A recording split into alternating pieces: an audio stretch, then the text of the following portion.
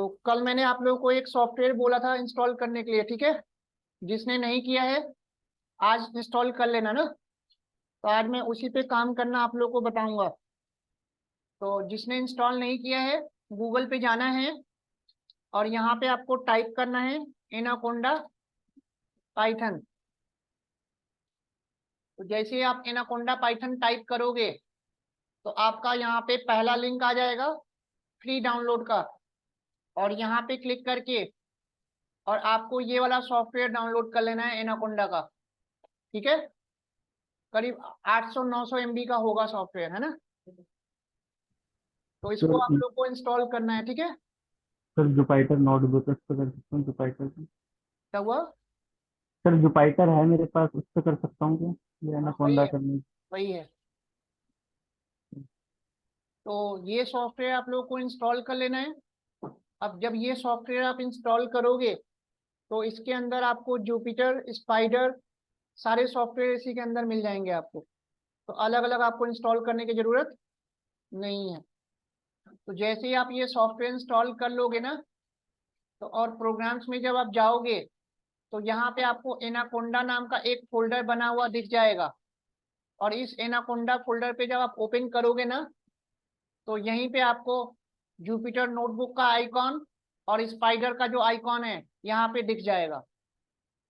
Clear है? तो सबसे पहले हम देखने वाले हैं कि जुपिटर नोटबुक पे काम कैसे करते हैं, है ना। तो जैसे ही आप एनाकोंडा का सॉफ्टवेयर आप अपने में इंस्टॉल कर लोगे तो इस तरह से प्रोग्राम्स में जाओगे तो एनाकोंडा का ये फोल्डर बना हुआ आपका आ जाएगा।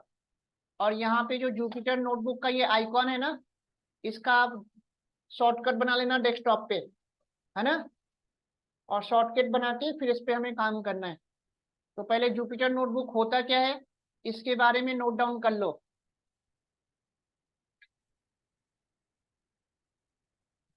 तो हेडिंग डालो,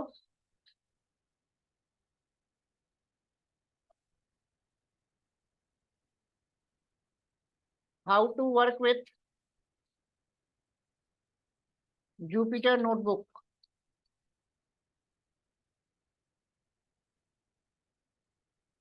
एडिटर।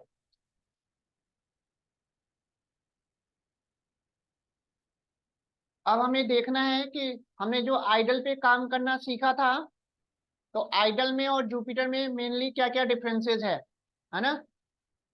आइडल जो आपका सॉफ्टवेयर है ना पाइथन का ऑफिशियल सॉफ्टवेयर है बताया था मैंने। और आइडल आपका यूजर फ्रेंडली नहीं है। और जुपिटर जो नोटबुक सॉफ्टवेयर है ये यूजर फ्रेंडली होता है। इसीलिए जितने भी प्रोफेशनल जो डेटा एनालिस्ट और मशीन लर्निंग इंजीनियर्स हैं वो सबसे ज्यादा जुपिटर नोटबुक पे काम करते हैं। तो अभी जब मैं आप लोग को जुपिटर नोटबुक पे काम करना बताऊंगा ना तो आपको रियल एडवांटेज समझ में आ जाएगा कि जुपिटर नोटबुक का एडवांटेज क्या है और ये यूजर फ्रेंडली कैसे है ना।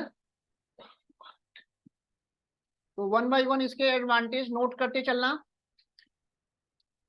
कि जुपिटर नोटबुक जो आपका एडिटर है ना ये आपका एक वेब ब्राउजर बेस्ड एडिटर है। तो लिख लेना it is a web browser based editor. यानी कि जुपिटर जब भी रन करेगा आपका वेब ब्राउजर पे रन करेगा।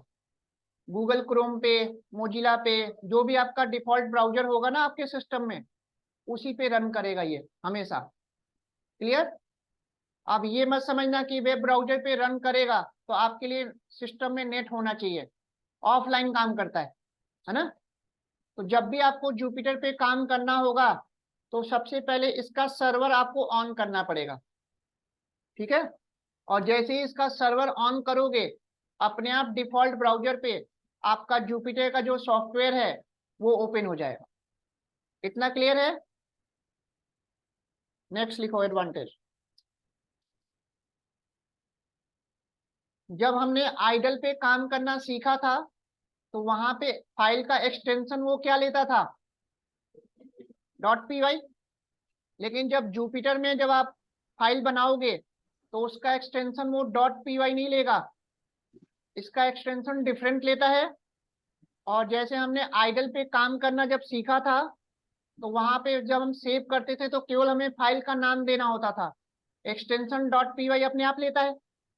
तो वैसे ही जब हम जुपिटर में प्रोग्राम बनाएंगे और सेव करेंगे, तो यहाँ पे भी आपको एक्सटेंशन देने की जरूरत नहीं है, एक्सटेंशन अपने आप खुद लेगा। और जुपिटर में इसका जो एक्सटेंशन होता है लिख लेना, .ipynd, extension of Jupyter notebook.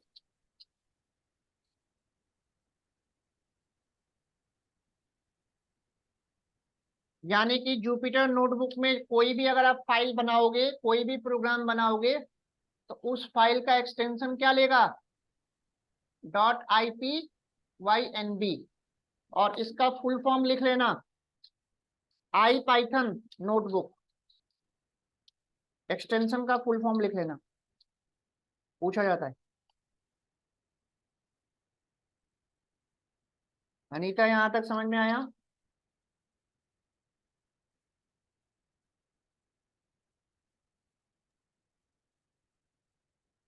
Yes, आवाज आ रही है?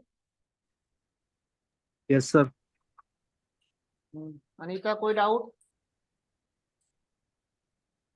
No sir. तो ये चीज क्लियर हो गया। अब जुपिटर का एडवांटेज ये है कि जुपिटर में कोई भी अगर आप फाइल बनाओगे, कोई भी प्रोग्राम बनाओगे और उसको आपने सेव कर दिया, मैम गई। तो उसको आप राइट क्लिक करके नोटपैड में ओपन नहीं कर सकते। जुपिटर वाली फाइल हमेशा जुपिटर के थ्रू ही ओपन होगी। मान लो आपने जुपिटर में कोई प्रोग्राम बनाया और उस फाइल को आपने किसी को मेल कर दिया, अब उसके सिस्टम में अगर जुपिटर का सॉफ्टवेयर नहीं होगा तो वो उस फाइल को ओपन करके नहीं देख पाएगा। जबकि आइडल में जो हमने प्रोग्राम बनाया था ना, उसको हम राइट क्लिक करके ओपन विथ नोटपैड कर सकते हैं, क्योंकि इसका एक्सटेंशन अलग होता है और उसका एक्सटेंशन क्या होता है, .py। तो आइडल में जो भी आप फाइल बनाओगे उसको राइट क्लिक करके नोटपैड में आप ओपन कर सकते हो, लेकिन जुपिटर वाली फाइल नोटपैड में ओपन नहीं होगी। कितना समझ में आया? अब जब हमने आइडल में काम करना सीखा था, तो उसमें जब हमने प्रोग्राम्स बनाया था, रन किया था, तो वहां पे इनपुट और आउटपुट वाला विंडो अलग अलग आ रहा था। लेकिन जुपिटर में जब आप प्रोग्राम बनाना सीखोगे तो इसमें इनपुट और आउटपुट का विंडो सेम होता है, मतलब अलग अलग नहीं आएगा। तो लिख लेना, तीसरा एडवांटेज है input and output window same in Jupyter notebook.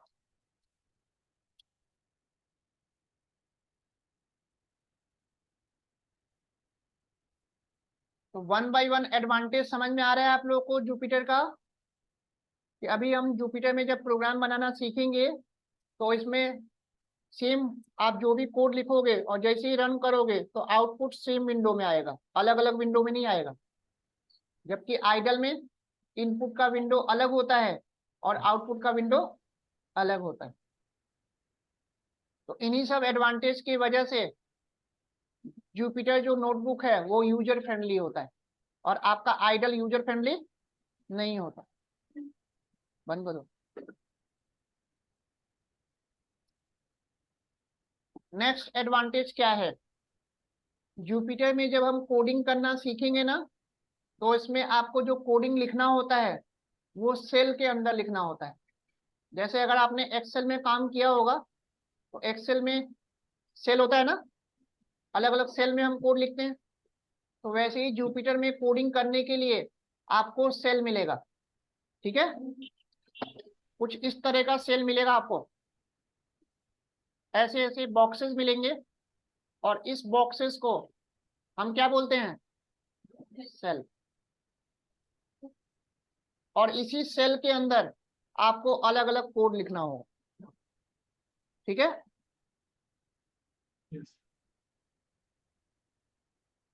तो लिख लेना, in Jupyter notebook all coding write in cell।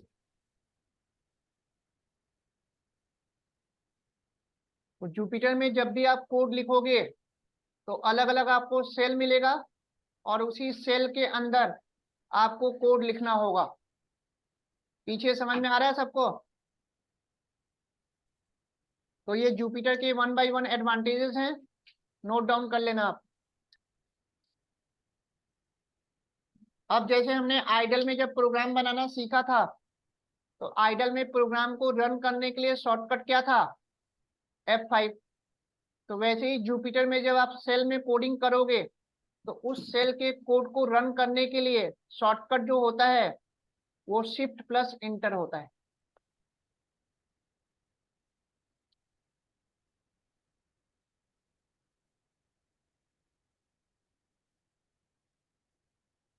तो शिफ्ट प्लस इंटर की प्रेस करोगे, शॉर्टकट होता है।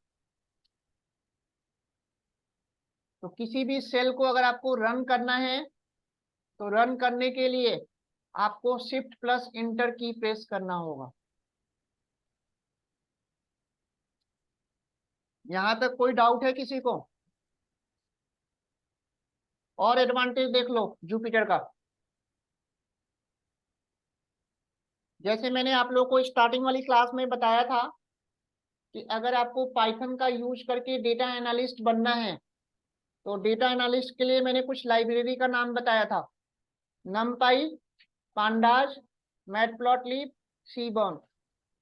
तो जब तक इन सब लाइब्रेरी पे आप स्पेशलाइजेशन नहीं करोगे तब तक आप डेटा एनालिस्ट नहीं बन सकते। तो जुपिटर का एडवांटेज ये है कि ये सब जो लाइब्रेरी होती है, नमपाई, पांडा, मैटप्लॉटलिब, सीबॉर्न, ये पहले से प्री इंस्टॉल्ड होता है। लेकिन वही अगर आप आइडल पे काम करोगे तो ये सब लाइब्रेरी 1 बाय 1 आपको इंस्टॉल करना पड़ेगा। ठीक है, तो ये भी एडवांटेज है जुपिटर का, लिख लेना। Related to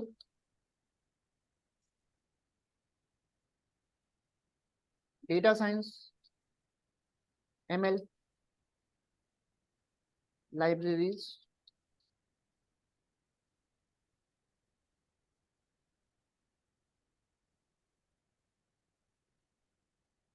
pre installed.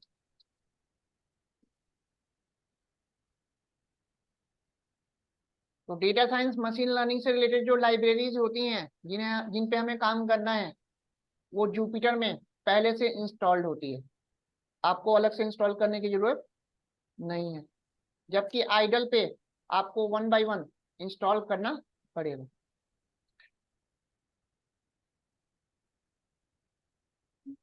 तो ब्रैकेट में लिख लेना numpy, pandas, मैटप्लॉटलिब। तो ये सब पहले से इंस्टॉल होता है।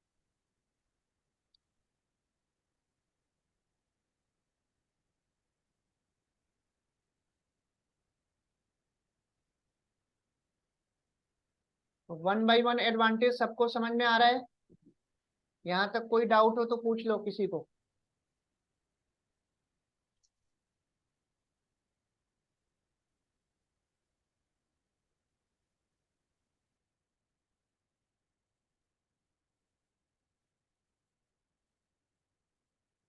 और भी प्लस पॉइंट होते हैं और बाकी सब जो एडवांटेज होते हैं वो हम प्रैक्टिकल करके देखते हैं, है ना? यहाँ तक कोई डाउट है किसी को?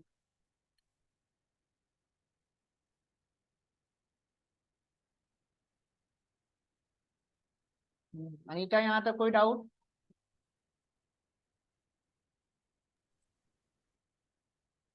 यस, आ रहा है समझ में? Yes sir. Yes sir. तो अब कैसे काम करेंगे ध्यान से समझना। अभी मैंने बताया कि जुपिटर पे जब आपको काम करना है तो पहले इसके सर्वर को क्या करना पड़ेगा? ऑन करना पड़ेगा। तो ध्यान से समझना इसको कैसे काम करना है। तो अभी मैंने बताया कि जब आप एनाकोंडा इंस्टॉल कर लोगे तो आपके प्रोग्राम में एनाकोंडा का ये फोल्डर आ जाएगा और यहीं पे जुपिटर नोटबुक का एक आइकॉन आपको दिख रहा होगा। इसका आप शॉर्टकट बना लेना। तो मैंने यहाँ पे डेस्कटॉप पे शॉर्टकट बनाया हुआ है। अब जैसे मैं इस जुपिटर नोटबुक पे आइकॉन पे क्लिक करूंगा मेरा सर्वर ऑन हो जाएगा और जैसे ही ये सर्वर ऑन होगा कुछ टाइम लेगा, 1-2 सेकंड का, और अपने आप डिफॉल्ट ब्राउजर ओपन हो जाएगा।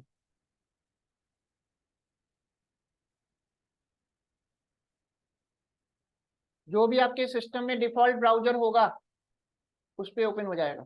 ठीक है, ये देखो, और ये ऑफलाइन काम करता है, नेट की कोई जरूरत नहीं है ना। तो ये मत समझना कि ब्राउजर पे रन कर रहा है तो नेट कनेक्ट होना चाहिए, ऑफलाइन काम करता है। इतना क्लियर हो गया।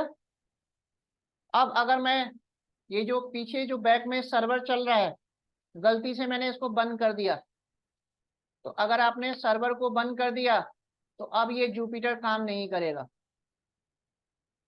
तो जब तक आपको जुपिटर पे काम करना है उस सर्वर को ऑन रखना पड़ेगा। तो सर्वर को ऑन करके आप क्या करोगे, उसको मिनिमाइज कर दोगे, है ना। इतनी बात समझ में आई सबको। तो सब फिर से मैंने सर्वर ऑन किया और इसको मैं मिनिमाइज कर दूंगा। ठीक है, अब अपने आप डिफॉल्ट ब्राउजर ओपन होगा और आपका जुपिटर का जो इंटरफेस है वो इस तरह से दिख जाएगा। यहां तक कोई डाउट किसी को? अब आपको क्या करना है, प्रोग्राम जो बनाना है वो आपको डेस्कटॉप पे बनाना है। तो यहाँ पे आपको डेस्कटॉप दिख रहा होगा, किसी किसी के लैपटॉप में डेस्कटॉप नहीं होता, तो वहां पे वन ड्राइव लिखा हुआ आएगा।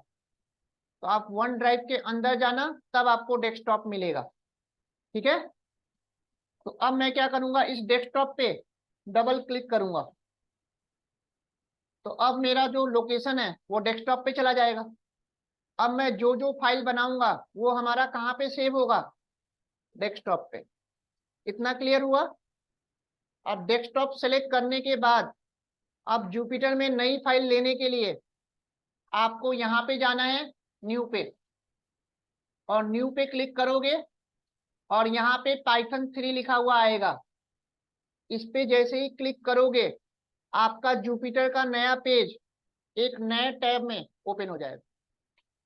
तो जुपिटर में जब जब आपको प्रोग्राम बनाना होगा, नया फाइल तो लोगे ना, जैसे आइडल में लेते थे। आ रही बात समझ में?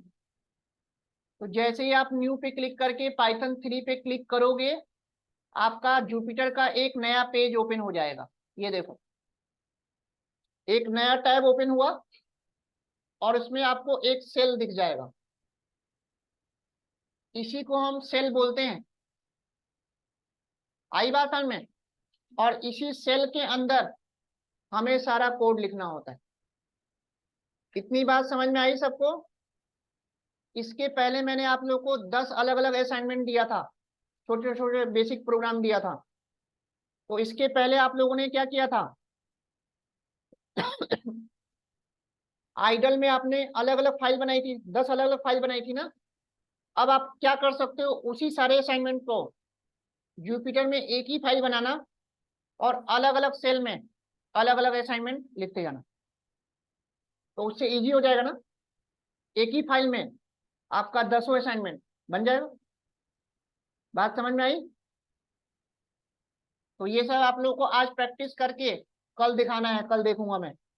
जुपिटर में एक फाइल बनानी है और उस फाइल का नाम रख देना पाइथन असाइनमेंट। ठीक है, और उसी एक ही फाइल में 10 असाइनमेंट आपको प्रैक्टिस करके दिखाना है। एडवांटेज समझ में आया? अब देखो, अगर आपको मल्टीपल सेल लेना है तो यहाँ पे प्लस पे क्लिक करते जाओगे, मल्टीपल सेल आता जाएगा। और अगर आपको सेल को डिलीट करना है तो कट पे क्लिक करोगे, सेल डिलीट होता जाएगा। इतनी बात समझ में आई?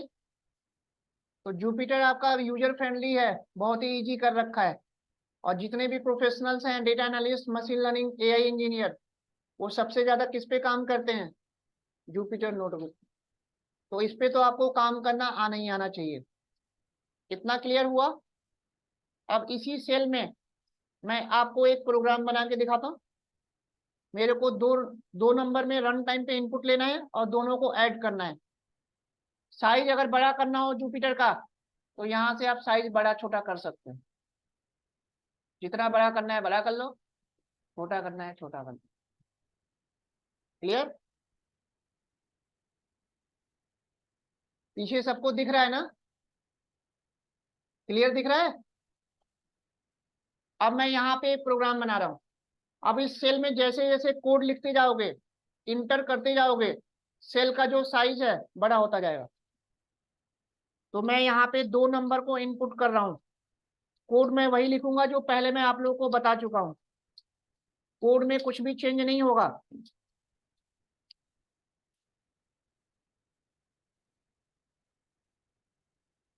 तो इंटर करोगे तो रन नहीं होगा। जब तक आप शिफ्ट इंटर नहीं करोगे तब तक आपका सेल रन नहीं करेगा। तो मैंने रन टाइम पे 2 नंबर इनपुट कराया, ठीक है।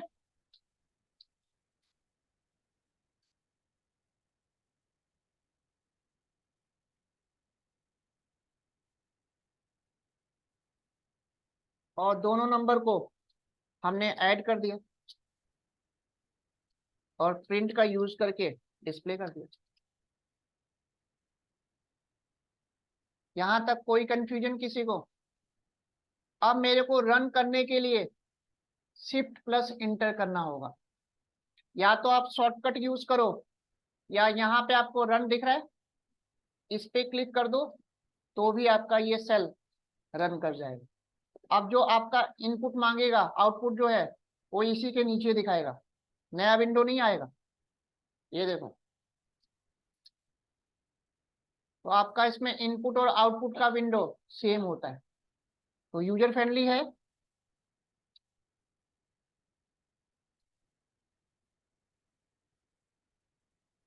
तो सेल में प्रोग्राम कैसे बनाना है, कैसे रन करना है जुपिटर में, सबको आया समझ में? किसी को कोई डाउट हो तो पूछ लो। पीछे आ रहा है समझ में सबको?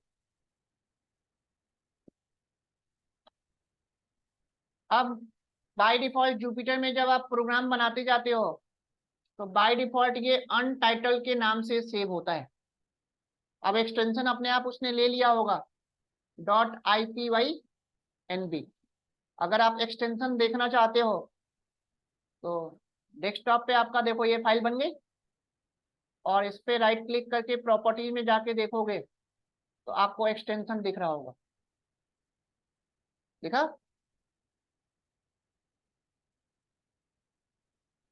तो जुपिटर में जब भी आप काम करोगे तो बाय डिफॉल्ट ये किस नाम से सेव हो रहा है? अनटाइटल्ड। अब इसका नाम मेरे को चेंज करना है फाइल का, तो यहीं पे आपको क्या करना है, डबल क्लिक करना है, जो अनटाइटल्ड लिखा है तुरंत रीनेम का ऑप्शन आ जाएगा। और यहाँ पे जो भी आपको फाइल का नाम रखना है नाम रख दो। तो मैंने रख दिया पाइथन असाइनमेंट। तो अब इसी नाम से आपका फाइल डेस्कटॉप पे सेव हो जाएगा। और रीनेम कर दो। एक्सटेंशन देना नहीं है, एक्सटेंशन खुद लेगा वो। यहां तक बात समझ में आई? अब और एडवांटेज देखो जुपिटर का, क्या क्या एडवांटेज है। यहां तक कोई डाउट है किसी को? अब मैं चाहता हूं ना, इसको मैं यहाँ पे कट करके नीचे कर देता, ठीक है। अब मैं चाहता हूं कि पहले वाले सेल में मेरे को कुछ हेडिंग लिखना है कि किस टॉपिक में मैं ये प्रोग्राम बना रहा हूँ। हेडिंग, कमेंट लाइन नहीं, है ना। तो इसमें आप हेडिंग भी बना सकते हो, जो कि आइडल में पॉसिबल नहीं है। तो मेरे को इसमें हेडिंग लिखना है, बेसिक पाइथन असाइनमेंट्स।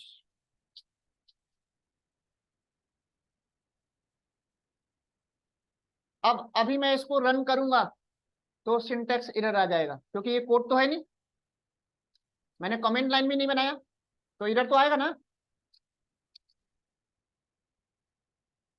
अब मेरे को इसको हेडिंग बनाना है, तो हेडिंग बनाने के लिए इस सेल को सेलेक्ट करो, और सेलेक्ट करने के बाद यहीं पे कोड ऑप्शन लिखा हुआ है, यहीं पे आपको हेडिंग दिख रहा होगा।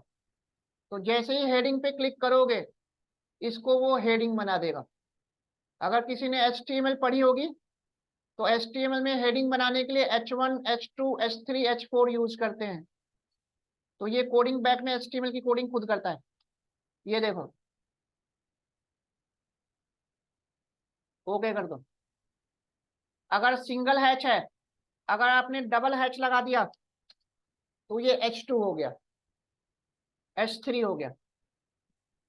H1 की साइज सबसे लार्जेस्ट होती है और H6 की साइज सबसे स्मॉलेस्ट होती है।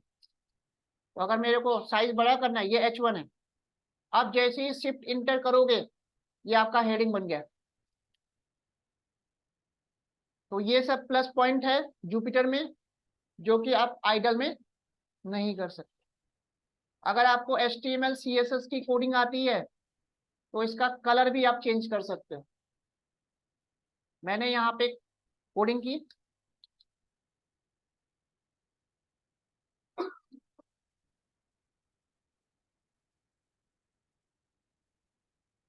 सपोज मेरे को इसका कलर चेंज करना है, तो फॉन्ट में कलर मैंने रेड ले लिया। तो अगर आप लोगों को HTML CSS की कोडिंग आती है तो इसमें कोडिंग भी कर सकते हो, कलर रेड हो जाए। आई बात हम। तो ये सब प्लस पॉइंट है जो कि आइडल में और दूसरे एडिटर में नहीं होता ना। आ रही बात समझ में?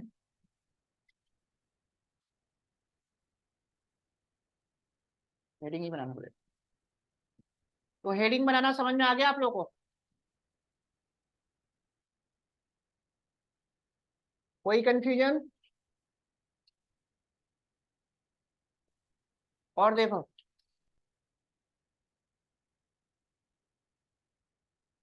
अब मान लो इसमें मेरे को इस सेल में पूरा पैराग्राफ लिखना है, तो कमेंट तो बनाऊंगा नहीं।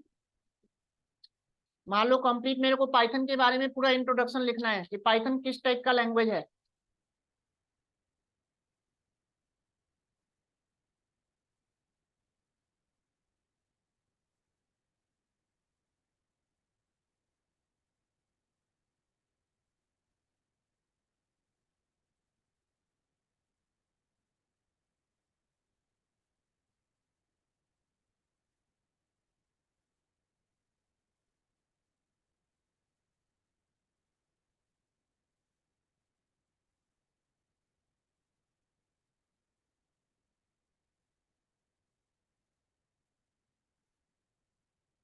अब इस पूरे को मेरे को पैराग्राफ बनाना है ना। तो सेलेक्ट करके सेल को यहाँ पे आप मार्क डाउन कर दो। तो अगर आपने मार्क डाउन कर दिया तो इसको पैराग्राफ बना देगा। तो ये सब प्लस पॉइंट है जुपिटर में जो आप आइडल में नहीं कर सकते। आइडल में इसके लिए हमें कमेंट बनाना पड़ता, हैच लगाना होता, ट्रिपल कोट लगाना पड़ता, और वो कुछ अलग कलर में दिखता है ना। तो जुपिटर का एडवांटेज आप लोग को क्लियर हो रहा है कैसे कैसे हैं? अनीता, यहाँ तक कोई डाउट? No sir. और बीच बीच में जब जब आप अलग अलग सेल में कोडिंग करते जाओगे तो यहाँ पे आपको सेव का ऑप्शन दिख रहा होगा, बीच बीच में इसको सेव पे क्लिक करते जाओगे, सेव होता जाएगा ना। अब मान लो आपने जुपिटर में ये सारा प्रोग्राम बना लिया, सब कुछ कर लिया, इसके बाद आपने इसको बंद कर दिया, सब कुछ आपने बंद कर दिया, सर्वर भी बंद कर दिया। अब आप दूसरे दिन इसी फाइल में कुछ चेंजेस करना चाहते हो, है ना, कुछ और आगे लिखना है या किसी को मॉडिफाई करना है, तो ये फाइल आप डायरेक्ट ओपन नहीं होगा यहाँ से। ये नहीं कि आपने यहाँ पे राइट क्लिक किया, ओपन विथ किया, यहाँ से ओपन नहीं होगा। तो जब भी आपने जुपिटर में कोई भी फाइल बनाई है तो वो जुपिटर के थ्रू ही ओपन होगा। कैसे ओपन होगा? फिर से आप सर्वर को ऑन करोगे, फिर से आपका ब्राउजर ओपन होगा, इसको मिनिमाइज कर देना,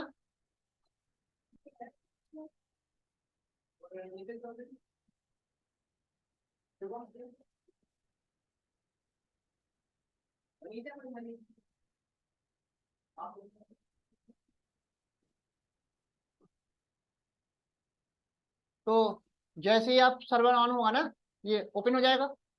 अब आपने फाइल कहाँ पे बनाई थी? डेस्कटॉप पे। तो वापस से डेस्कटॉप पे तो जाना पड़ेगा ना।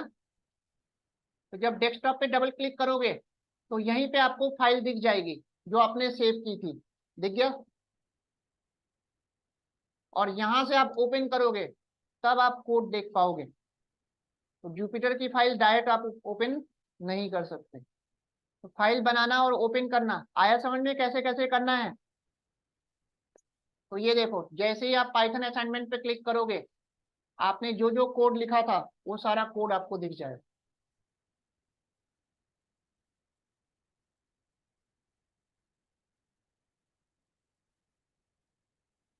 अब यहाँ पे आप देखो, तो आपका ये वाला जो कोड है रन हुआ है ना।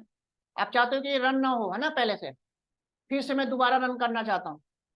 तो आप कर्नल में जाना और रीस्टार्ट एंड क्लियर आउटपुट कर देना। तो जितने भी सेल एग्जीक्यूट हो चुके होंगे वापस से डिफॉल्ट हो जाएगा। और पता कैसे चलता है कि सेल आपका रन हो चुका है कि नहीं? यहाँ पे नंबरिंग दिखा रहा होगा। अगर नंबर हट गया तो समझ जाना कि सेल अभी रन नहीं हुआ है।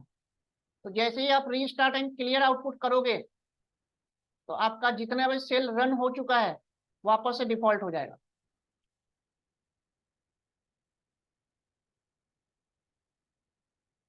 यहां तक समझ में आई बात? डिफॉल्ट हो गया। और फिर से आप रन कर लो, सेलेक्ट करो, शिफ्ट इंटर कर दो, फिर से रन हो गया।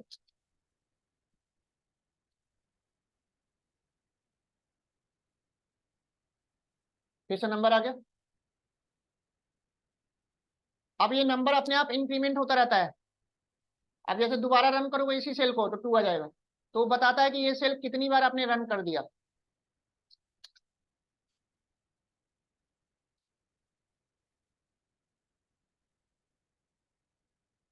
जितनी बार आप रन करते जाओगे उतनी नंबरिंग वो बढ़ती जाएगी। तो नंबर ये इंडिकेट कर रहा होता है कि इस सेल को आपने कितनी बार रन किया। बात समझ में आ रही है?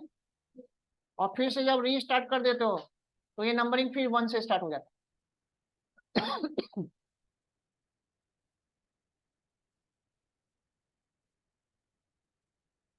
तो जुपिटर पे काम करना आप लोगों को अच्छे से क्लियर हो गया कि कैसे कैसे करना है? किसी को कोई क्वेश्चन है तो पूछ लो, कुछ डाउट हो तो पूछ लो। तो अब आप लोग कर लोगे ना। करना क्या है, एक सिंगल आपको फाइल बनानी है जुपिटर की, और अलग अलग सेल में जितने भी मैंने असाइनमेंट दिए थे 10, सबको अलग अलग सेल में बना के और रन करना है। तो ये इजी हो जाएगा ना? अनीता, यहाँ सर, तक समझ में आया?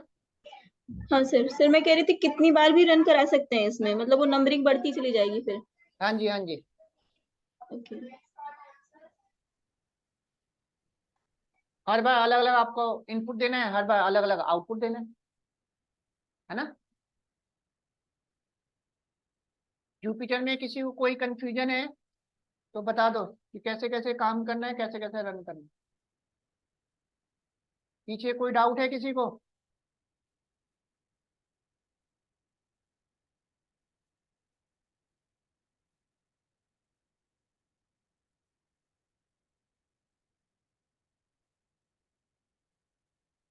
किसी को कोई क्वेश्चन है तो पूछ लो।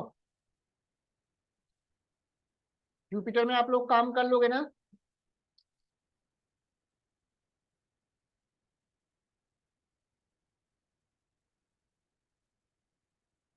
चलो नेक्स्ट हेडिंग डालो। How to work with spider.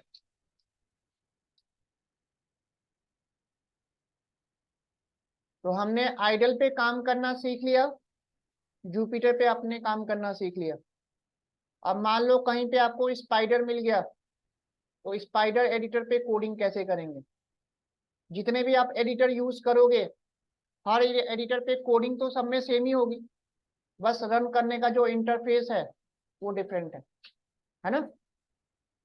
और स्पाइडर आपका जो एडिटर होता है ये आइडल से मिलता जुलता है, सब कुछ आइडल की तरह ही है, बस थोड़ा बहुत डिफरेंस है ना। इसमें भी आपको रन करने के लिए शॉर्टकट F5 यूज करना है। इसमें भी आपका एक्सटेंशन जो लेगा वो .py लेगा। एक्सटेंशन क्या लेगा? .py।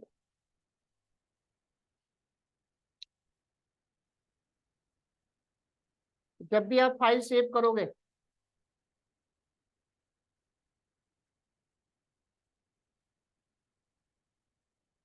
प्रोग्राम रन करने के लिए इसमें भी F5 की होता है शॉर्टकट।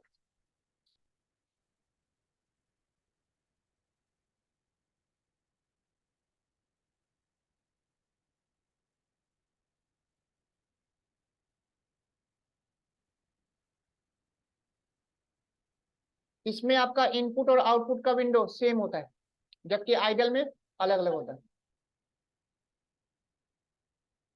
इसके भी फाइल को आप राइट क्लिक करके ओपन विथ नोटपैड कर सकते हो, क्योंकि एक्सटेंशन क्या है? .py है।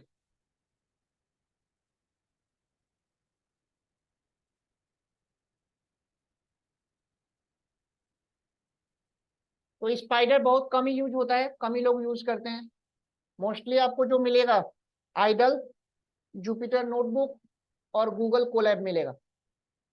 ठीक है, अब इस पे काम कैसे करते हैं ध्यान से देखो। तो जब आप एनाकोंडा सॉफ्टवेयर इंस्टॉल कर लोगे तो उसी के अंदर आपको एनाकोंडा फोल्डर में जब जाओगे तो यहीं पे आपको स्पाइडर का आइकॉन दिख रहा होगा। इसका भी आप शॉर्टकट बना सकते हो डेस्कटॉप पे, और जैसे ही इस स्पाइडर वाले आइकॉन पे क्लिक करोगे तो ये आपका एडिटर ओपन हो जाएगा, और ये ओपन होने में थोड़ा टाइम लेगा, सॉफ्टवेयर हैवी है तो 1-2 सेकेंड का टाइम लेगा ओपन होने में। ठीक है,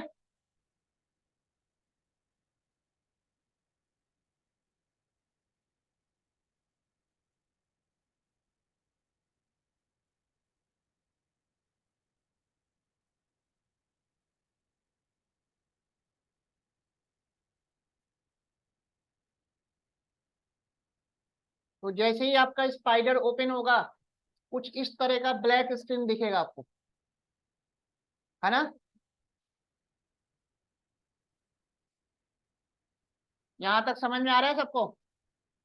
अब ये लेफ्ट हैंड साइड वाला ये जो है ना विंडो, ये आपका इनपुट का विंडो है ना। ये वाला जो विंडो आपको दिख रहा है ये इनपुट का है ना, और ये वाला जो विंडो दिख रहा है यहाँ पे राइट साइड में, ये आपका आउटपुट का विंडो है। बात समझ में आ रही है सबको? अब आपको यहाँ पे प्रोग्राम लिखना है,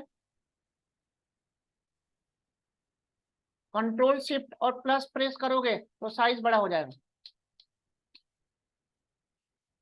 कोड दिख रहा है पीछे सबको? तो यहाँ पे मैंने वही 2 नंबर को ऐड करने का प्रोग्राम बनाया। अब जब आप रन करोगे ना इसको तो इसका जो आउटपुट है वो यहाँ पे दिखेगा। तो रन करने के लिए यहाँ पे क्लिक कर दो या F5 क्लिक कर दो। तो जैसे ही इस पे क्लिक करोगे आपका यहाँ पे आउटपुट दिख गया। बाकी सब कुछ सेम है आइडल की तरह, इसमें ज्यादा कुछ आपको फीचर नहीं मिलेगा जुपिटर की तरह। जुपिटर में फीचर आपको ज्यादा मिलेगा।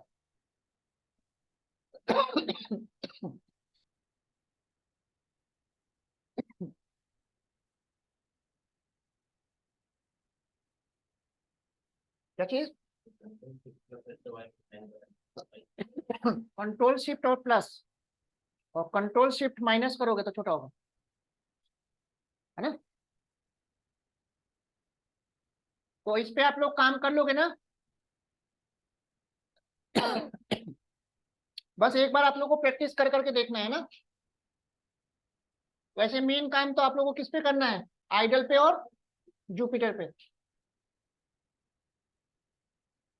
तो स्पाइडर में आप लोग सब लोग काम करके देख लोगे ना एक बार? कोई डाउट किसी को?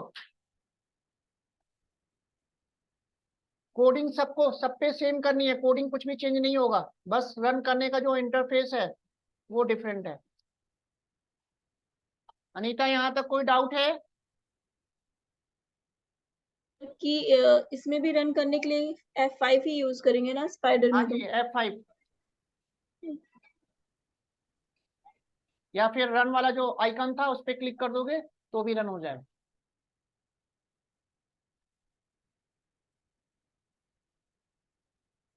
तो आइडल पे, जुपिटर पे, स्पाइडर पे कोई डाउट है किसी को तो पूछ लो, फिर से मैं बता दूं।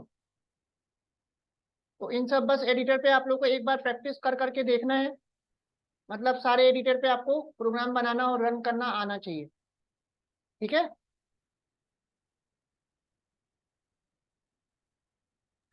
चलो अब नेक्स्ट मैं बताने जा रहा हूँ how to work with Google collab.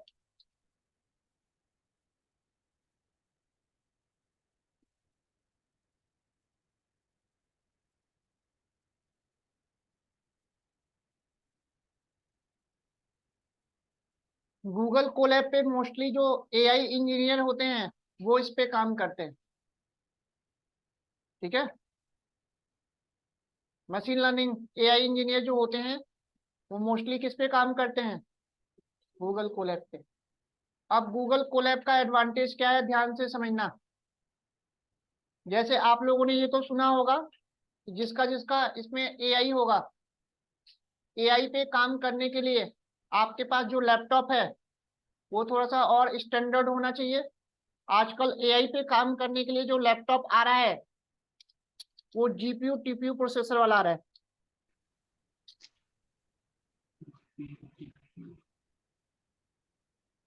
अभी जो आपने लैपटॉप लिया हुआ है उसमें सीपीयू होता है, और सीपीयू एआई में चलेगा नहीं। एआई में काम करने के लिए आपको टेंसर फ्लो लाइब्रेरी पढ़नी पड़ेगी, और टेंसर फ्लो लाइब्रेरी के लिए आपके पास जीपीयू या टीपीयू वाला प्रोसेसर वाला लैपटॉप होना चाहिए। आ रही बात है में। और जीपीयू टीपीयू लैपटॉप वाले जो प्रोसेसर वाले जो लैपटॉप है इनका स्टार्टिंग रेंज है 75 से स्टार्ट होता है और 3-4 लाख तक मिलेगा। आ रही बात है में। तो अगर ये लैपटॉप आपके पास नहीं है, आपके पास इतना प्राइस नहीं है कि इतना मतलब रेंज नहीं है कि आप इतना हैवी लैपटॉप आप ले पाओ, तो इसके लिए गूगल कोलैब ये फैसिलिटी प्रोवाइड करता है। ये आपको जीपीयू और टीपीयू खुद प्रोवाइड करेगा। ये basically Google Colab cloud cloud based software है ना। तो आपके क्लाउड पे ऑलरेडी ये जुपिटर नोटबुक इंस्टॉल करके देता है ऑलरेडी, और ये हार्डवेयर और सॉफ्टवेयर दोनों प्रोवाइड करेगा। अब जैसे ऐसी भी कई रिक्वायरमेंट आती है, जैसे इसमें से मान लो कुछ कंपनी में आप लोग काम करते हो, तो मोस्टली कंपनी जो है आपको लैपटॉप देती है ना। अब मान लो आपको कंपनी की तरफ से कोई नया लैपटॉप मिला हुआ है, ठीक है। अब आपके पास ऑलरेडी लैपटॉप मिला हुआ है कंपनी की तरफ से, तो अब आप पर्सनल लैपटॉप तो खरीदोगे नहीं ये पाइथन की प्रैक्टिस करने के लिए। आ रही बात में। लेकिन कंडीशन ये है कि कंपनी ने रिस्ट्रिक्शन लगा रखा है कि आपको घर पे आपको अपना कोई सॉफ्टवेयर पर्सनल इंस्टॉल नहीं करना, और आपकी रिक्वायरमेंट ये है कि मेरे को नया लैपटॉप लेना भी नहीं है पर्सनल, और मैं चाहता हूँ कि उसी कंपनी के लैपटॉप पे मैं ये पूरा पाइथन का प्रैक्टिस कर लूँ बिना कोई सॉफ्टवेयर इंस्टॉल किए। तो ऐसा करने के लिए आप गूगल कोलैब यूज करोगे। बस गूगल कोलैब पे काम करने के लिए आपके पास नेट होना चाहिए। आपको अपने जीमेल अकाउंट से रजिस्टर करके इस पे आपको एक अकाउंट बनाना होगा, और गूगल कोलैब पे जब भी आप काम करोगे तो ये लाइव काम करता है। नेट अगर नहीं होगा तो काम नहीं करेगा।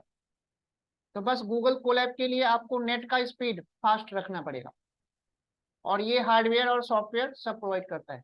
भले ही आपके लैपटॉप पे जीपीयू और टीपीयू प्रोसेसर ना हो, ये खुद प्रोवाइड करेगा। कैसे करेगा अभी मैं आपको लाइव करके दिखाता हूँ। आई बात है में। तो आपके पास अगर रेंज नहीं है कि आप 1 लाख या 1.5 लाख का लैपटॉप खरीद पाओ, और एआई की आपको प्रैक्टिस भी करनी है, तो आप गूगल कोलैब पे करके कर सकते हैं। बस नेट का स्पीड क्या होना चाहिए, फास्ट होना चाहिए। तो गूगल कोलैब का एडवांटेज समझ में आया कि आपकी रिक्वायरमेंट ये है कि आपको अपने लैपटॉप में पाइथन का कोई भी सॉफ्टवेयर ओपन नहीं इंस्टॉल नहीं करना, और बिना सॉफ्टवेयर इंस्टॉल किए आपको कंप्लीट पाइथन की, डेटा साइंस की, मशीन लर्निंग की, एआई की प्रैक्टिस करनी है। तो इसके लिए आप गूगल कोलैब यूज करोगे। क्लियर? कोई डाउट है तो कुछ पूछ लो। कोई क्वेश्चन है किसी के माइंड में?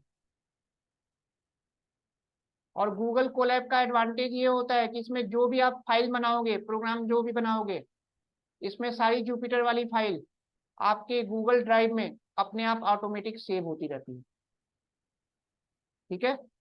और गूगल कोलैब पे जो भी आप प्रोग्राम बना रहे हो, जो भी आप काम कर रहे हो, उसको लाइव आप किसी के साथ से भी शेयर कर सकते हो। एडवांटेज समझ में आया गूगल कोलैब का? तो गूगल कोलैब पे बस आपको काम करने के लिए आपको जुपिटर नोटबुक पे काम करना आना चाहिए, क्योंकि जब तक आपको जुपिटर नोटबुक पे काम नहीं करना आएगा, आप गूगल कोलैब पे काम नहीं कर सकते। क्योंकि गूगल कोलैब है तो वही जुपिटर नोटबुक, बस आपको अलग से इंस्टॉल नहीं करना, ऑलरेडी वो क्लाउड पे इंस्टॉल करके दे रहा है।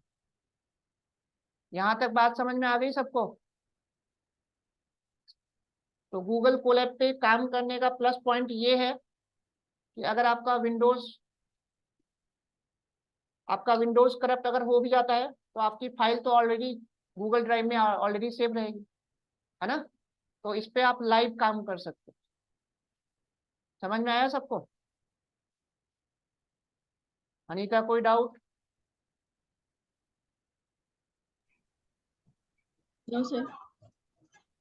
सबको आ रहा है समझ में कैसे कैसे इस पे काम करना है?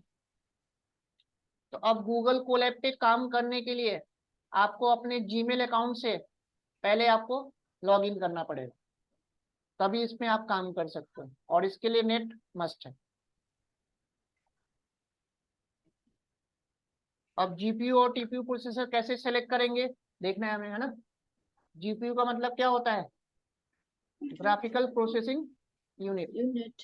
और टीपीयू का फुल फॉर्म क्या होता है? Tensor processing unit. तो टीपीयू वाला जो लैपटॉप है कॉस्टली आता है, महंगा आता है, 1.5 से 2 लाख का मिलेगा। आ रही बात समझ? और उसकी स्पीड बहुत ही फास्ट होती है ना? सर टीपीयू का क्या बताया? Tensor processor. हाँ, टेंसर प्रोसेसिंग यूनिट। तो अभी जो आप लोग लैपटॉप लेते हो i3, i5, i7, उसमें सीपीयू होता है, सेंट्रल प्रोसेसिंग यूनिट। तो देखो गूगल कोलैब पे काम कैसे करना है। सबसे पहले आप गूगल ओपन करोगे, और गूगल ओपन करने के बाद यहाँ पे आप लिखोगे गूगल कोलैब।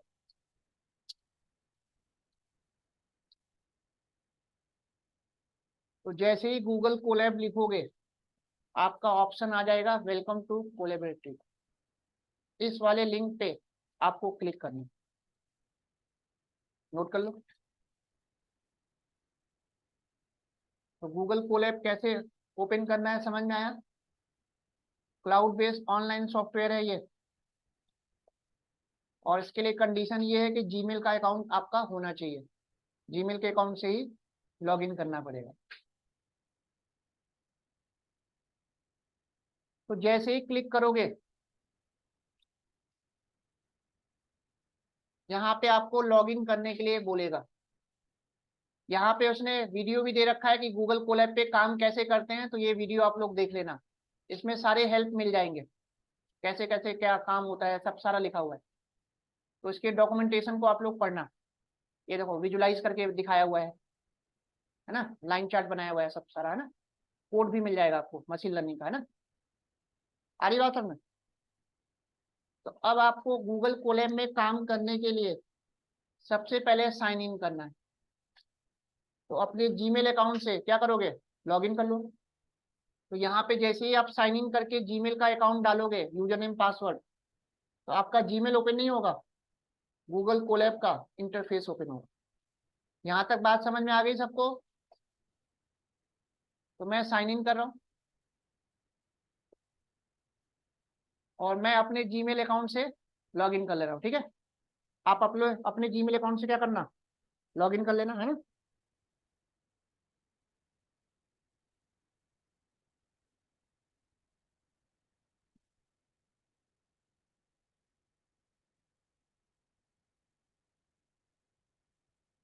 तो अपने जीमेल अकाउंट से लॉगिन कर लेना, ठीक है।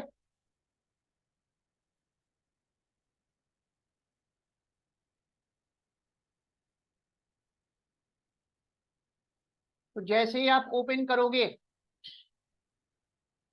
तो कुछ इस तरह का आपका एक विंडो दिख जाएगा। दिखा आप लोगों को? एक पॉपअप विंडो आएगा लॉगिन करते ही।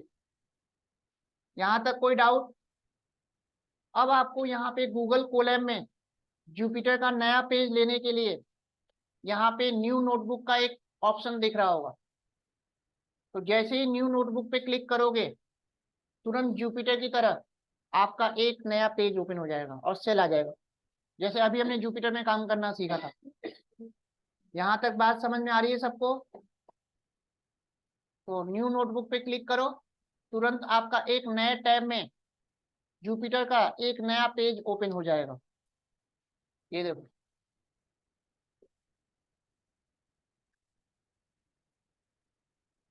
ओपन हो गया। थोड़ा सा टाइम लेगा, फर्स्ट टाइम थोड़ा टाइम लेता है। आपको एक सेल दिख रहा होगा, देखा? साइज बड़ा कर लो। अब देखा आप लोगों को? यहाँ पे भी बाय डिफॉल्ट क्या ले रहा है? अनटाइटल, है ना। सब कुछ जुपिटर की तरह है, जैसे अभी हमने जुपिटर पे काम करना सीखा था। अब देखो, अब आप क्या करना, यहाँ पे कनेक्ट पे क्लिक कर देना।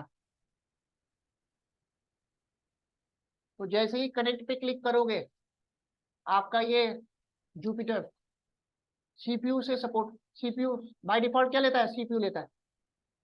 तो अब जब होवर करोगे ना तो दिखाएगा इसमें प्रोसेसर कौन सा ले रहा है, रैम कितना ले रहा है, सब दिखाएगा। बाय डिफॉल्ट हार्डवेयर कितना ले रहा है, वो सपोर्ट कैसे कर रहा है, ये देखो। होवर करना इस पे, दिख गया आपको? कितना स्पेस ऑक्यूपाई कर रहा है, कितना रैम ले रहा है, सब बता रहा है वो। और अभी बाय डिफॉल्ट वो सीपीयू ले रहा है। अब मेरे को इसका प्रोसेसर चेंज करना है, मैं चाहता हूँ ये जीपीयू ले या टीपीयू ले। और जीपीयू टीपीयू सेलेक्ट कर लोगे तो आप जब भी कोड लिखोगे और रन करोगे तो एग्जीक्यूशन बहुत ही फास्ट काम करेगा। सीपीयू में स्लो काम करेगा। बात समझ में आई? तो अब मैं क्या करूंगा कि मेरे को इसका प्रोसेसर चेंज करना है, जीपीयू लेना है, टीपीयू लेना है। भले आपके लैपटॉप में हो या ना हो, कोई मतलब नहीं, ये फ्री में प्रोवाइड करता है। तो आपको इन शॉर्ट में जाना है, नहीं रन टाइम में जाना, ठीक है। और रन टाइम में आपको ऑप्शन दिख रहा होगा यहाँ पे, चेंज रन टाइम टाइप दिख रहा है यहाँ पे ऑप्शन। और इस पे जब आप क्लिक करोगे तो यहीं पे आपको ऑप्शन मिल जाएगा जीपीयू टीपीयू का। अभी नन का मतलब वो सीपीयू ले रहा है बाय डिफॉल्ट। अब मैं जीपीयू सेलेक्ट करना चाह रहा हूँ तो जीपीयू ले लिया मैंने। तो अब मेरा प्रोसेसर कौन सा लेगा? जीपीयू। ओके कर देना, सेव। अब फिर से वो चेंज होगा, रोबोट सेलेक्ट कर लेना, मोटरसाइकिल, साइज थोड़ा छोटा कर।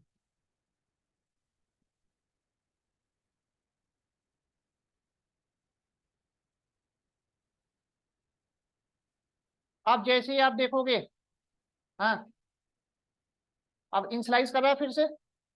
अब जब होवर करोगे तो अब वो जीपीयू सेलेक्ट कर चुका होगा, ये देखो, देखा? बैकएंड में क्या ले रहा है? जीपीयू। और जीपीयू से और फास्ट करना चाहते हो तो टीपीयू ले लो।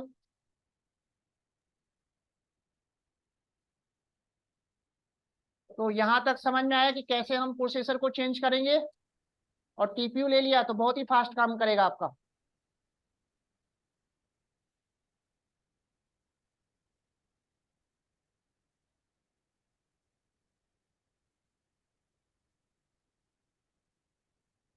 तो जुपिटर ये गूगल कोलैब में प्रोसेसर कैसे चेंज करेंगे, जीपीयू टीपीयू क्लियर हुआ आप लोगों को? तो स्टार्टिंग में काम करने से पहले ही आप टीपीयू सेलेक्ट कर लेना, ताकि जो जो काम करो फटाफट काम करे वो फास्ट। अब देखो होवर करने पे टीपीयू दिखा रहा है, टेंसर प्रोसेसिंग यूनिट, है ना। तो बात समझ में आ गई। तो आपको उतना कॉस्टली लैपटॉप लेने की जरूरत नहीं है, गूगल कोलैब आपको फैसिलिटी प्रोवाइड कर रहा है कि आप जीपीयू टीपीयू यूज कर सकते हैं। इतना बात समझ में आया नहीं आया? अनीता, यहाँ तक कोई डाउट है? No sir. अब मैंने यहाँ पे प्रोग्राम बना रहा हूँ, प्रोग्राम बनाना वही है सब सेम जुपिटर की तरह। इंटर करोगे सेल का साइज बड़ा होता जाएगा।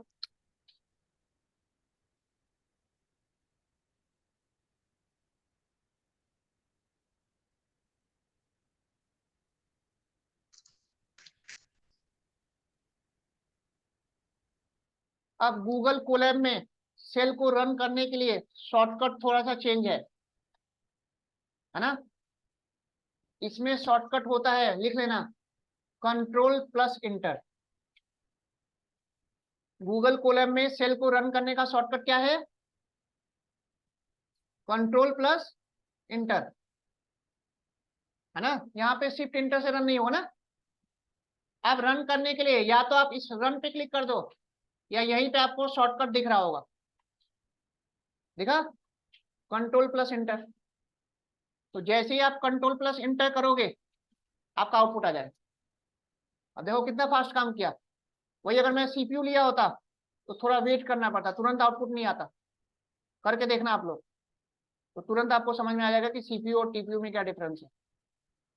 अब बाय डिफॉल्ट सीपीयू था ना, अब प्रोग्राम में बनाता और रन करता तो थोड़ी देर वेट करना पड़ता, और टीपीयू तुरंत आपका आउटपुट आ जाए। तो गूगल कोलैब में प्रोग्राम कैसे बनाना है समझ में आया आप लोगों को? चीजें सब कुछ सेम है, बस इंटरफेस चेंज है। कोडिंग कहीं भी चेंज नहीं होने वाला। कोडिंग जो आप आइडल पे करोगे सेम वही कोडिंग जुपिटर पे, सेम वही कोडिंग स्पाइडर पे, सेम वही कोडिंग जुपिटर नोटबुक, मतलब सब पे सेम, है ना। तो अलग अलग एडिटर का एडवांटेज आप लोगों को क्लियर हो रहा है? कहीं कोई डाउट है तो बताओ। अब देखो, अब मैं इस फाइल का नाम चेंज करना चाह रहा हूं, तो मैं यहाँ पे क्लिक करके नाम चेंज कर दूंगा। जो भी नाम देना है नाम दे दो, पाइथन डेमो। अब मेरे फाइल का नाम क्या हो गया? अब ये जो फाइल मैंने बनाया है, सेव किया है, अपने आप मेरे गूगल ड्राइव में सेव हो चुका होगा। अब मेरे को देखना है गूगल ड्राइव में कि सेव हुआ है कि नहीं हुआ है ना।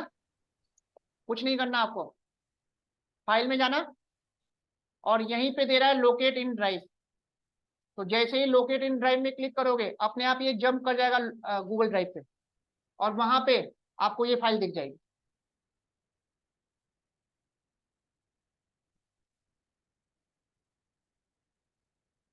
फाइल दिख गई आपको?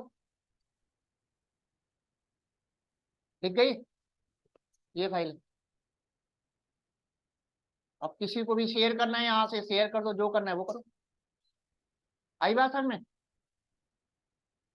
तो गूगल कोलैब का यही एडवांटेज है कि जो जो आप काम करते जाते हो वो ऑटोमेटिक आपके गूगल ड्राइव में सेव होता जाता है, बैकअप आपका अपने आप होता जाएगा। तो अगर आपका विंडोज करप्ट भी हो जाता है तो कोई प्रॉब्लम नहीं है, आपकी सारी फाइल तो गूगल ड्राइव पे रहेगी। इतनी बात समझ में आई आपको नहीं आई? और देखो एडवांटेज।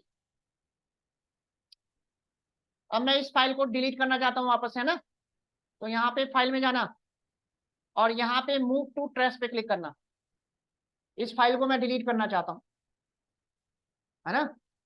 तो मूव टू ट्रेस कर दो। तो जैसे ही मूव टू ट्रेस करोगे आपका ऑप्शन आएगा रिटर्न टू कोलैबोरेटिव, और इस पे जैसे ही क्लिक करोगे वापस से जहां से आए थे वहीं चले जाओगे।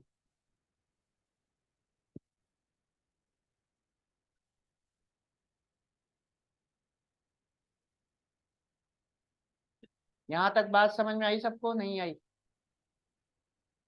यहीं से तो न्यू नोटबुक किया था। अब सर एक आपको बार अब एक बार आपको फिर से रिपीट कर दीजिए। अब आपको डिलीट करना है यहाँ पे, बिल्कुल पूरी फाइल डिलीट। तो गूगल ड्राइव से भी आपका डिलीट हो चुका हो। तो गूगल कोलैब पे काम कैसे करना है समझ में आया आप लोगों को? फिर से मैं बता रहा हूँ, कुछ नहीं करना। जैसे आप लॉगिन करोगे, अब देखो यहाँ पे सारे ऑप्शन दे रहा है, यहीं से आप फाइल को गिटहब पे लोड कर सकते हो, कहीं और अपलोड करना हो तो अपलोड कर सकते हो, या पहले से कोई फाइल है तो उस फाइल को, मान लो आपने ऑफलाइन जुपिटर नोटबुक पे फाइल बनाया, प्रोग्राम बनाया, और उसको गूगल कोलैब में ओपन करना है, तो यहाँ से अपलोड कर दो। अपने लोकल फाइल से उठाया और अपने आप गूगल कोलैब में चला जाएगा। ऐसा भी कर सकते हो। तो सारा ऑप्शन दे रहा है, एडवांटेज ना। अब फिर से मैं बता दे रहा हूँ, तो आप जैसे ही लॉगिन करोगे ना, तो यहाँ पे आपको न्यू नोटबुक करना है ना, यहाँ पे ना, और न्यू नोटबुक करोगे तो तुरंत जो है आपका सेल आ जाएगा।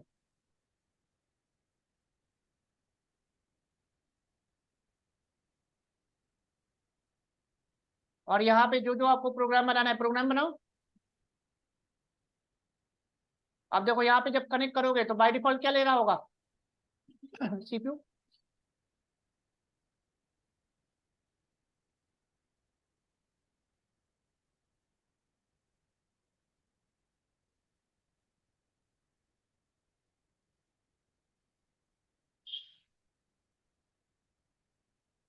सीपीयू ले रहा है ना। अब मैं सीपीयू पे प्रोग्राम बना के दिखाता हूँ तो आपको समझ में आ जाएगा, रन करने में टाइम ज्यादा लेगा।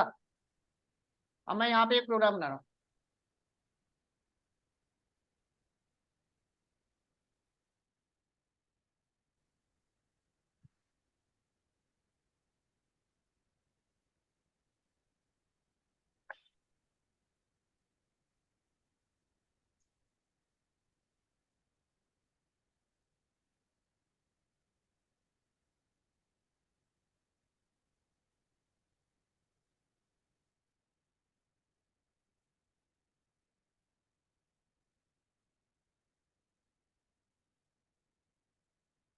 ठीक है, अब जैसे ही मैं रन करूंगा, है ना,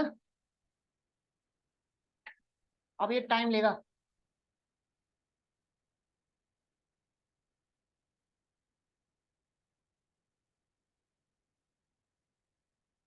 मेरे में फास्ट काम इसलिए कर रहा है क्योंकि मैंने रैम 16 GB लगा हुआ है। आप लोगों वाले में देखोगे ना तो थोड़ा टाइम लेगा, है ना। तो गूगल कोलैब पे आप लोग को समझ में आ गया कि कैसे कैसे काम करना है। और हाँ, चेंज करना हो।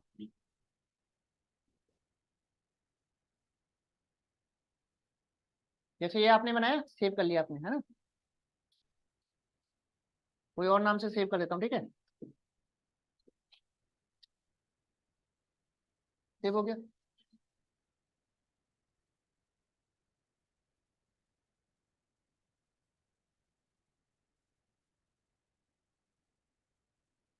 अब मैंने इसको बंद कर दिया, ठीक है, ये ना, इसको मैंने बंद कर दिया।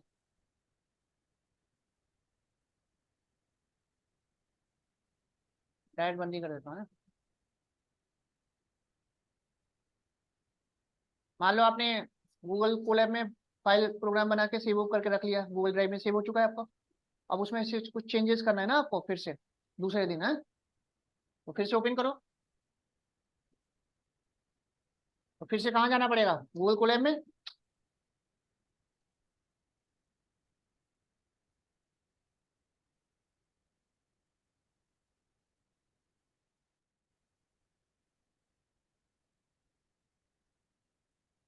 और यहाँ से जब आपका आएगा तो ये फाइल दिख गई, यहाँ से ओपन कर लो डबल क्लिक करके। सेम वैसे ही है जुपिटर में जैसे बताया था। अब ये कोड आपको दिख गया। अब जो चेंज करना है चेंज कर लो, जो क्लिक करना है, जो करना है वो कर लो। यहाँ देखो, इस पे जब सेल पे क्लिक करोगे तो ये सब ऑप्शंस भी आता है यहाँ पे, है ना। आ रही बात समझ? और यहाँ पे देखो कोड है, टेक्स्ट है, ये टेक्स्ट बना देगा। तो ये देखो, ये हेडिंग उडिंग बनाने का ये सब फीचर अपने आप देता है, बोल्ड इटैलिक अंडरलाइन ये सब सारा। तो एक बार आप लोग करके देख लोगे गूगल कोलैब पे कैसे कैसे काम करना है। तो अब आप लोग को जुपिटर पे और गूगल कोलैब पे समझ में आ गया कि कैसे कैसे काम करना है।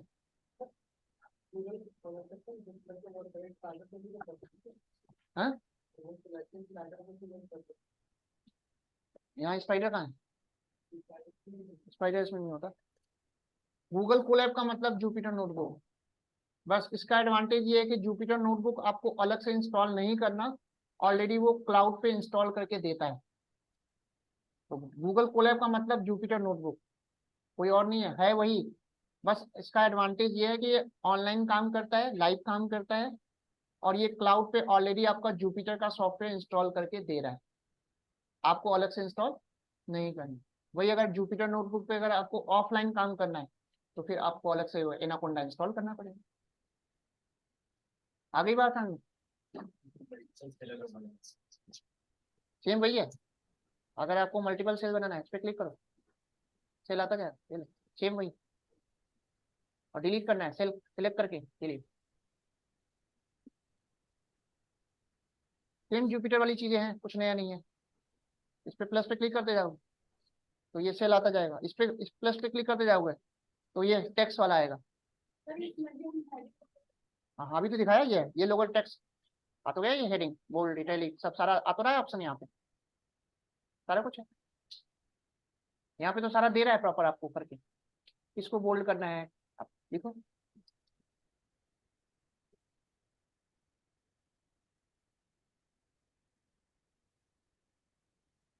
सेलेक्ट करके इसको देखो, दिखा भी रहा है यहाँ पे आउटपुट क्या आएगा, बोल्ड कर देगा।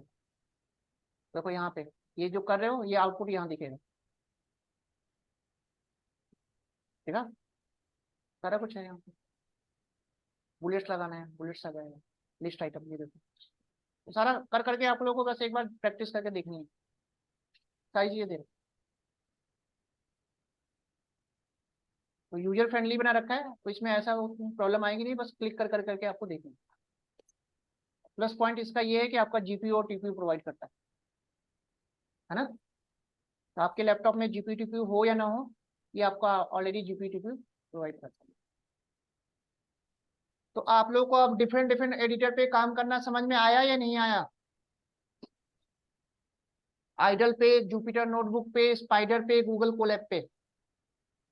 तो ये सारा आप लोग करके देख लोगे ना आज। तो एक बार आप लोगों को बस प्रैक्टिस कर करके देखना है। वैसे तो मैं सारा पाइथन आपको आइडल पे ही बताऊंगा, है ना। और जब जिसका जिसका फिर डेटा एनालिस्ट होगा तो उसको फिर हम जुपिटर नोटबुक पे करेंगे।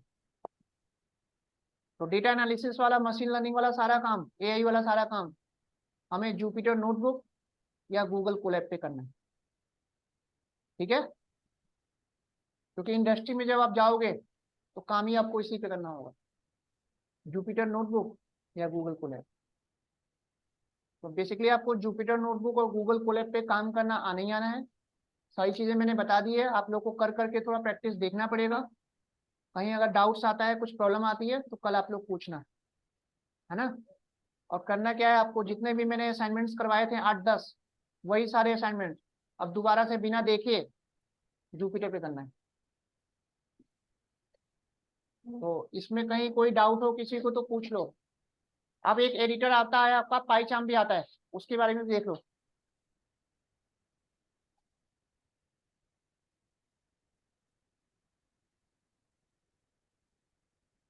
अनीता, यहाँ तक कोई डाउट है? No sir. तो अभी तक जितना मैंने बताया सबको क्लियर है ना? तो आप लोग रिकॉर्डिंग देख के, है ना, जैसे जैसे मैंने बताया एक बार रिकॉर्डिंग देखना, और रिकॉर्डिंग देख के फिर उसको कर करके आप लोग एक बार प्रैक्टिस कर लेना ना।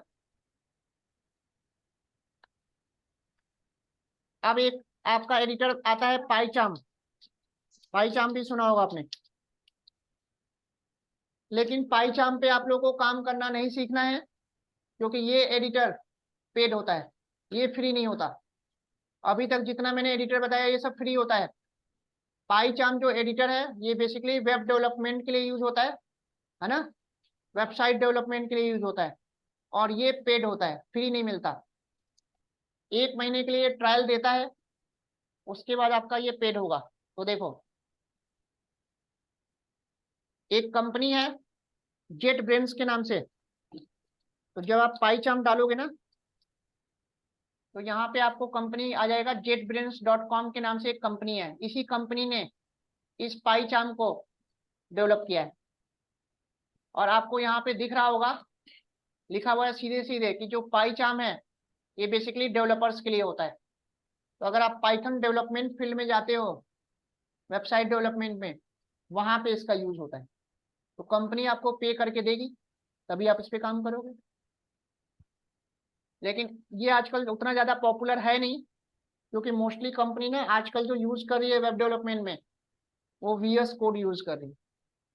VS कोड सुना होगा, माइक्रोसॉफ्ट का है, विजुअल स्टूडियो कोड। हाँ, जिसका जिसका फुल स्टैक डेवलपमेंट है वो VS कोड पे करेंगे। तो कंपनी मोस्टली या तो VS कोड यूज कर रही है या सब लाइन यूज कर रही है। तो पाईचार्म के कंपेयर में अगर VS कोड में देखें तो फीचर्स ज्यादा है ना। तो एक बार देख लो इसको भी। तो यहाँ पे जब जाओगे ना, तो ये देखो, इसके 2 वर्जन आपको मिलेंगे जब डाउनलोड करोगे। तो एक प्रोफेशनल एडिशन होता है और एक कम्युनिटी एडिशन होता है। तो ये वाला अगर आप डाउनलोड करोगे, ये तो बिल्कुल फ्री है, लेकिन इसमें सारे फीचर काम नहीं करेंगे फ्री वाले में, है ना। और ये पेड होता है, 1 महीने के लिए ट्रायल देता है। और इसी के अंदर देखो ये दिखा हुआ है, ये सारे फीचर्स इसमें काम नहीं करेंगे। और यही फीचर्स मेन होता है वेब डेवलपमेंट के लिए। तो वेब डेवलपमेंट वाला जो सारे फीचर्स है ना, वो इसमें काम ही नहीं करेगा। तो ये वाला अगर सॉफ्टवेयर आप डाउनलोड भी कर लेते हो कम्युनिटी वाला, कोई फायदा नहीं, है ना। तो देखो ये फ्री ट्रायल दे रहा है, 1 महीने के लिए फ्री देता है। अब इसके अगर मैं प्राइसिंग की बात करूं तो डॉलर में है, ये देखो,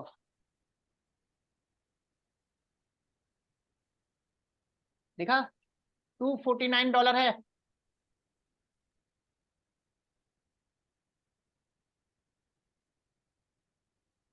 1 साल के लिए कितना लेगा, $249। तो इंडियन रुपीज में कन्वर्ट करो कितना होगा। तो बेसिकली ये पेड है, तो इस पे आप लोगों को काम करना नहीं सीखना है, क्योंकि मेनली जो यूज होता है ये वेबसाइट डेवलपमेंट के लिए यूज होता है। ठीक है।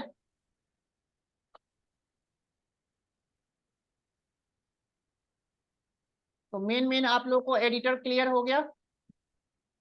तो इंडस्ट्री की अगर मैं बात करूं तो यही 4-5 जो एडिटर मैंने बताए हैं जो पाइथन में सबसे ज्यादा पॉपुलर चल रहा है।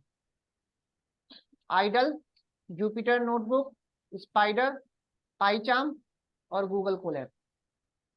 तो सारे एडिटर के बारे में आप लोग को अच्छे से क्लियर हो गया। तो आज जितना मैंने बताया है आप लोग करके देख लोगे ना। तो आज जितना मैंने बताया ये सब आप लोग को करना है। अब कल मैं नया टॉपिक स्टार्ट करूंगा, और वो टॉपिक बता देता हूँ, थोड़ा सा आप लोग नेट से पढ़ के आना। तो पाइथन में अभी तक हमने बेसिक प्रोग्राम बनाना, रन करना, सब कुछ हमने देख लिया, इनपुट लेना देख लिया, है ना। अब हम कल पढ़ेंगे ऑपरेटर के बारे में।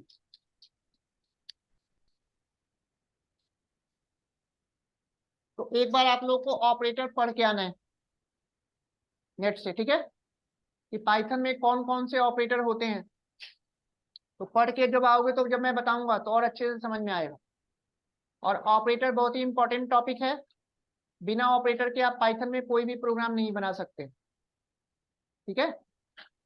तो आज जितना मैंने बताया है कल मैं देखूंगा आप लोगों को जुपिटर नोटबुक पे एक फाइल बनानी है, और उसमें सारे जो असाइनमेंट है वो सारा करके दिखाना है आप लोग, बिना देखे, है ना। सर। चलो कल मिलते हैं। Bye sir. लाइट ऑन कर देना।